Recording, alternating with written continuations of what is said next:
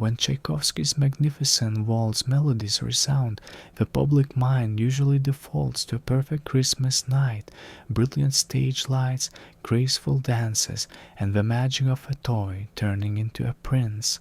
All have woven a magnificent velvet curtain, covering one of the darkest secrets of Western cultural history. People still believe that the Nutcracker is a symbol of joy and courage. In reality, the existence of the figure covers up a forgotten tragedy. Welcome to Veil of Myth. Today, that layer of illusory glass will vanish, leaving only the cold truth about the Nutcracker. To understand the depth of the abyss of truth, first it is necessary to look back at the perfect version loved for the past 2 centuries. Nutcracker is a character stepping out from the folklore of the Ore Mountains of Germany. Initially, wooden dolls were hand-carved with large movable teeth, used as tools to crack nutshells and seen as amulets bringing luck to the homeowner. The Nutcracker's reputation only truly became a global symbol thanks to the artistic masterpiece named The Nutcracker by the genius composer Tchaikovsky, released at the end of the 19th century. In the splendid ballet version, the main character is a noble girl named Clara. On a snow-white Christmas Eve in the warm mansion of the Stahlbaum family, lovely Clara, the center of all affection, receives a gift from her godfather Drosselmeyer, a wooden Nutcracker soldier with a trustworthy smile. When the clock strikes 12 chimes, signaling midnight, magic begins to manifest. The boundary between inanimate objects and life is blurred. The Nutcracker suddenly rises, bravely leading the army of toys in a heroic battle against the evil Mouse King to protect his little mistress. The sound of clashing swords blends with the symphony music, creating a dance of courage. And then, after the glorious victory, that rough wooden shell vanishes, revealing the true form of a handsome prince. He takes Clara through the sparkling snow forest, where snowflakes dance in welcome, to arrive at the kingdom of sweets.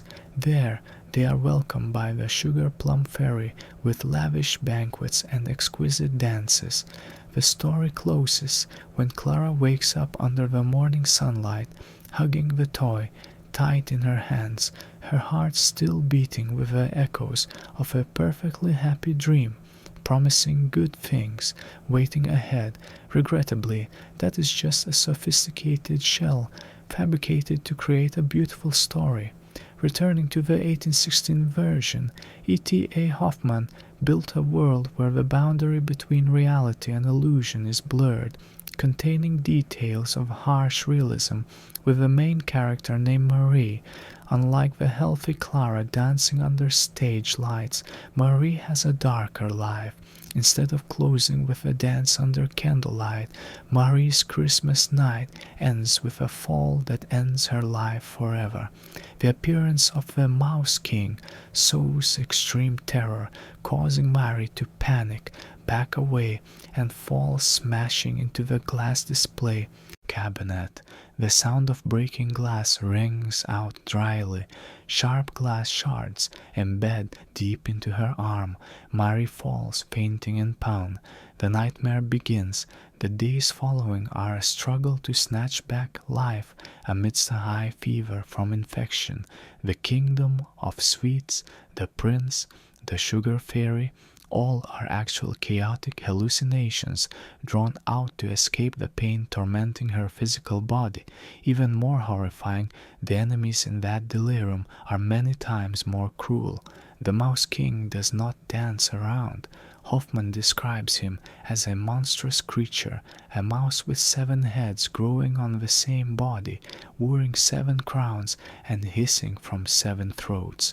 Taking advantage of when Marie lies paralyzed in bed, he performs acts of mental terror, climbing onto the little girl's shoulder every night, hissing disgusting threats, forcing her to hand over all her most precious things, otherwise he will take away the light from her eyes.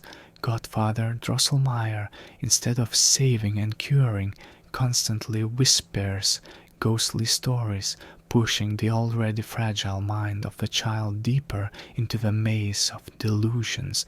Escaping from that painful reality, the little girl's brain self-activates the final defense mechanism, constructing the kingdom of sweets, a hallucinatory world woven from delirium, where physical pain is soothed by sugar.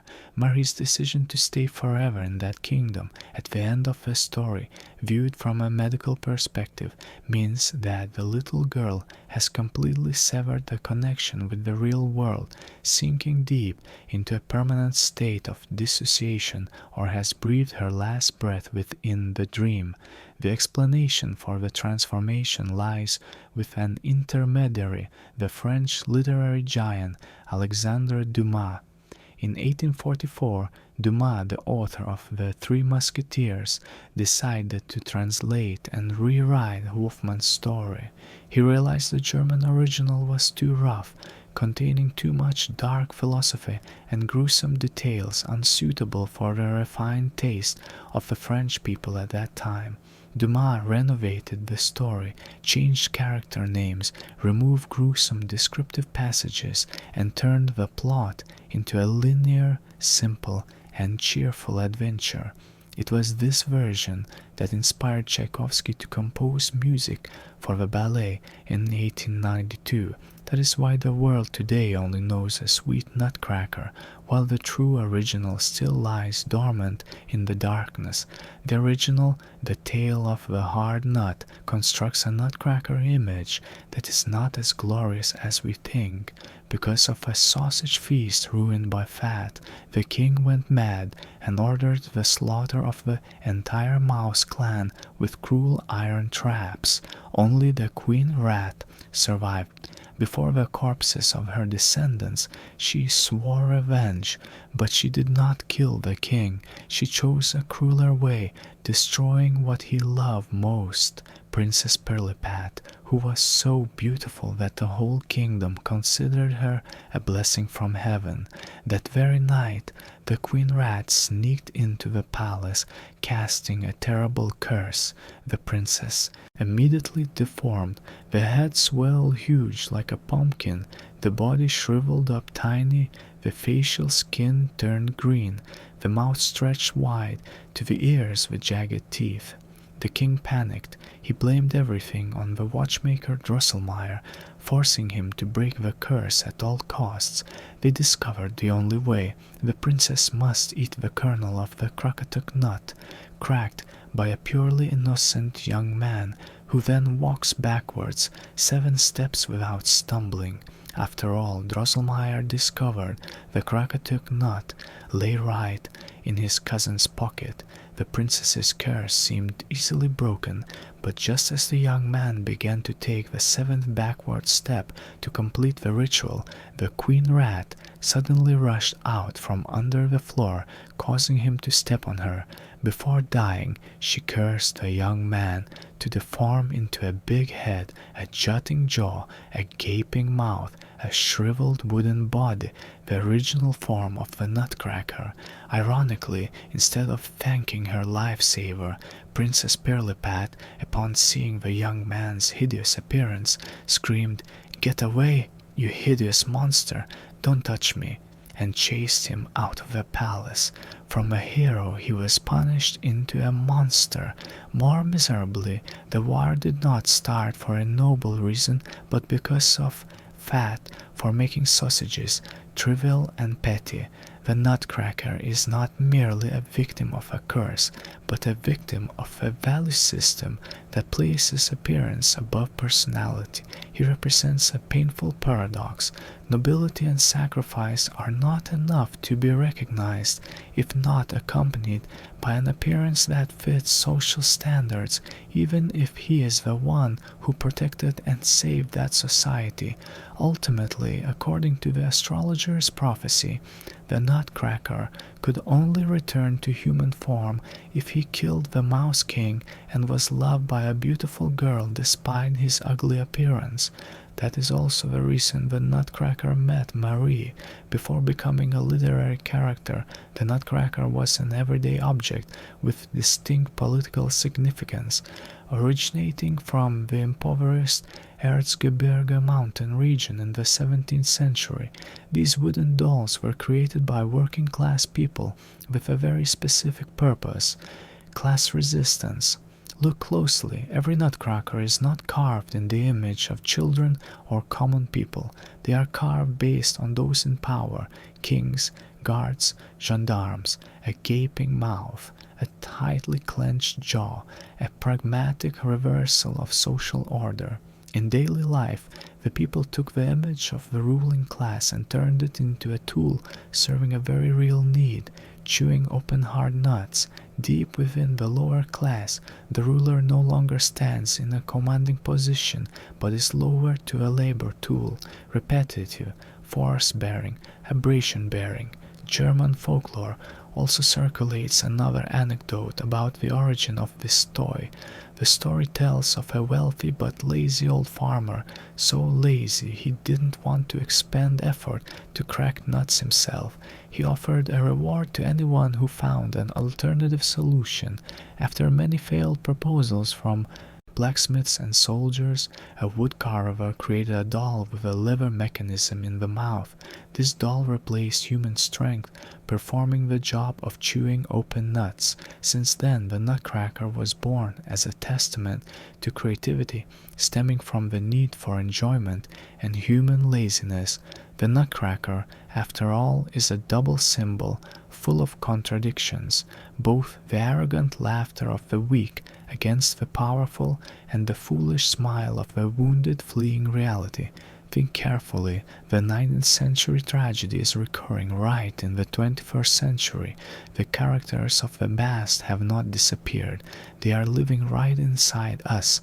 If Marie escaped physical pain by sinking into the kingdom of sweets during delirium, then modern humans escape pressure using doses of digital dopamine. When life becomes too exhausting, we don't solve the problem. We hide in social networks, in long TV series, in games. Those are the kingdoms of sweets today, sparkling, sweet but hollow. We accept wasting away in that virtual cocoon, letting the soul drift to another server, leaving the weary physical body in reality. Reinhold was hungry, so he dreamed of a powerful toy king. Today, those struggling with basic necessities are the most attentive in following the luxurious lives of others online. We cling to the glamour of idols, of online precedents as a painkiller for our own poverty. That feeling of artificial satisfaction is exactly like Reinhold's dream of eating candy, only to find the stomach completely empty when the screen turns off. Even the miner of the past carved the king's statue to crack nuts for satisfaction. Office workers today use ugly memes, complaints in private chat groups to mock bosses and companies. That is the weak resistance of those without real power.